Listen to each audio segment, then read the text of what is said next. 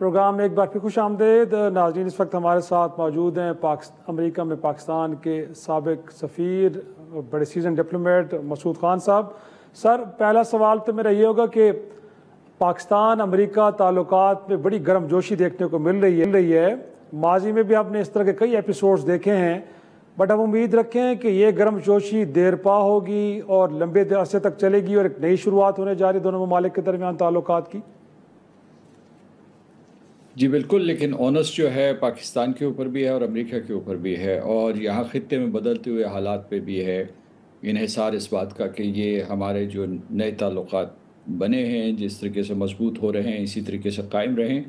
میں سمجھتا ہوں کہ یہ ٹھوس بنیادوں پہ استوار کیے جا رہے ہیں، یعنی یہ خلا میں یا فضا میں نہیں ہیں، بلکہ یہ زمینی حقائق کو مد نظر رکھتے ہوئے یہ تعلقات بنائے جا رہے ہیں۔ اس لیے کہ آپ یہ دیکھیں کہ جو ہائیڈرو کاربن ہے، یعنی جو آئل کی ایکسپلوریشن ہے، اس کے بعد منرل ایکسٹریکشن ہے، پھر جو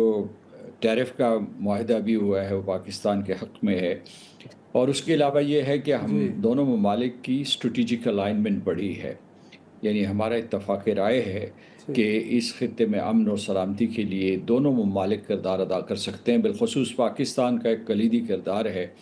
تو ہمیں امید رکھنی چاہیے کہ اس تعلق کی، اس بنتے ہوئے نئے تعلق کی بنیادیں مضبوط ہیں، اور جو بین الاقوامی سیاست میں اتار چڑھاؤ سے ان کے اوپر کوئی فرق نہیں پڑے گا۔ اس کی ایک وجہ یہ ہے کہ اب جس قسم کے معاشی پروجیکٹ ہم شروع کرنے والے ہیں وہ باہمی مفاد کی بنیاد پہ ہیں، اس لیے یہ کہ امریکہ کو بھی فائدہ ہوگا، پاکستان کا بھی ہوگا، اور پورے نیبرہڈ کو فائدہ ہوگا۔ اس میں خلیجی ریاستیں بھی ظاہر ہے شرکت کریں گی، وہ پہلے سے بھی کر رہی ہیں، اب بھی کریں گی، اور وسطی ایشیا خاص طور سے اس میں بہت دلچسپی لے رہا ہے کہ پاکستان اور امریکہ کے تعلقات مضبوط ہو جائیں۔ تو جیسے ازبکستان، افغانستان اور پاکستان کے درمیان ریل لنک کو، روس اس میں دلچسپی لے رہا ہے کہ وہ بھی ایک ریل لنک پاکستان تک لے آئے۔ تو میں سمجھتا ہوں کہ اس مرتبہ ہم ہندوستان کے حوالے کے بغیر امریکہ کے ساتھ تعلقات استوار کر رہے ہیں۔ وہ حوالہ بھی موجود ہے اپنی جگہ پہ کہیں نہ کہیں، لیکن یہ ہے کہ لیکن میرا ساتھی سوال یہ ہے کہ ماضی میں بھی ہم نے گویا کہ بڑی مشکل ہمیں پیش آئی کہ امریکہ اور چین کے درمیان تعلقات کے اندر ایک بیلنس کریٹ کیا جائے، تو یقینی طور پہ لگتا نہیں آپ کو کہ چیلنجز اب بھی ہیں کہ اگر ہم نے ان تعلقات کو لے کے چلنا ہے تو اس سے مراد ہرگز یہ نہیں ہے کہ ہم کہیں پھر چین کے ساتھ تعلقات کو پس پش ڈال لیں گے، تو یہ جو بیلنس اس کو کیسے ہم نے مینٹین کرنا ہے؟ سر دیکھیے، میں چین میں بھی سفیر رہا ہوں اور امریکہ میں بھی سفیر رہا ہوں، اور پاکستان نے ہمیشہ ان دونوں ممالک کے درمیان توازن رکھا ہے، بلکہ بسا اوقات چین اور امریکہ کے درمیان سہولت کاری کی ہے اور ایک پل کا کام کیا ہے، جس کی تعریف و توصیف بیجنگ میں بھی کی جاتی ہے، واشنگٹن میں بھی کی جاتی ہے، اور اس کے سلسلے میں بالکل خوف نہیں ہونا چاہیے، کیونکہ ہم ٹھوس امور کے اوپر بات کرتے ہیں۔ جو تجارت کا حجم ہے ہمارا، یعنی چین کے ساتھ ہے یا امریکہ کے ساتھ ہے، ان کا اگر مجموعہ بھی کر دیا جائے تو اس سے جو ہے چین اور امریکہ کے تجارتی حجم پہ کوئی اثر نہیں پڑتا۔ اب رہا جو اس کی اسٹریٹجک جہت ہے، تو میں یہ کہوں گا کہ چین اور پاکستان کے بہت گہرے تعلقات ہیں، جس میں دفاعی تعلقات ہیں، سیاسی ہیں، معاشی ہیں، تجارتی تعلقات ہیں، تو وہ کسی طریقے سے بھی درہم بھرم نہیں ہو سکتے۔ امریکہ کے ساتھ جو ہے ان کے ساتھ بھی ہمارا کوئی 70 سال سے زیادہ کا تجربہ ہے مضبوط تعلقات کا، اور ایک نئے دور کا آغاز کر رہے ہیں۔ تو اور دوسری یہ ہے کہ ان میں کمپلیمنٹیرٹی پیدا کی جا سکتی ہے، یعنی جو پروجیکٹس یہاں موجود ہیں ان میں شراکت داری ہو سکتی ہے۔ پاکستان کوئی جزیرہ نہیں ہے، پاکستان ایک ہب ہے، ایک شاہراہ ہے، ایک راہداری ہے، تو اس لیے اس میں جو بڑی بڑی طاقتیں آ کے یہاں تجارت کریں، سرمایہ کاری کریں، اس سے ہمیں خوفزدہ نہیں ہونا چاہیے، اور پاکستان ایک بڑا ملک ہے، اسے بڑے ملک کے طور پر سوچنا چاہیے، اور تمام بڑے ممالک سے بشمول چین اور امریکہ کے ساتھ اس کے تعلقات ہونے چاہیے۔ اور مسعود خان صاحب، انفیکٹ ڈونلڈ ٹرمپ صاحب جنگوں کے مخالف ہیں، وہ چاہتے ہیں کہ دنیا بھر میں یہ تنازعات ختم ہونے چاہیے۔ اب ہم کیا امید رکھیں؟ اس خطے کے اندر بھی بہت بڑا تنازع پاکستان اور بھارت کے درمیان ہے، اب پانی کا ڈسپیوٹ اس کے اندر ایک ایڈیشنل ایلیمنٹ آ گیا ہے، تو ہو سکتا ہے اس بات کا قوی امکان ہے کہ ان معاملات کے اوپر بھی کوئی واضح پیش رفت ہو اور ٹرمپ صاحب کے دور حکومت میں ان ایشوز کو حل کرنے میں بھی کوئی امریکہ کا کردار آپ کو نظر آ رہا ہے سر؟ صدر ٹرمپ نے جنگ بندی کروائی تھی، اس کے بعد وعدہ کیا تھا کہ وہ کشمیر کے سلسلے میں ثالثی کریں گے یا مسئلہ کشمیر کے حل کے لیے ہماری مدد کریں گے، ہاتھ بٹائیں گے دونوں ممالک کا۔ پاکستان تیار ہے، ہندوستان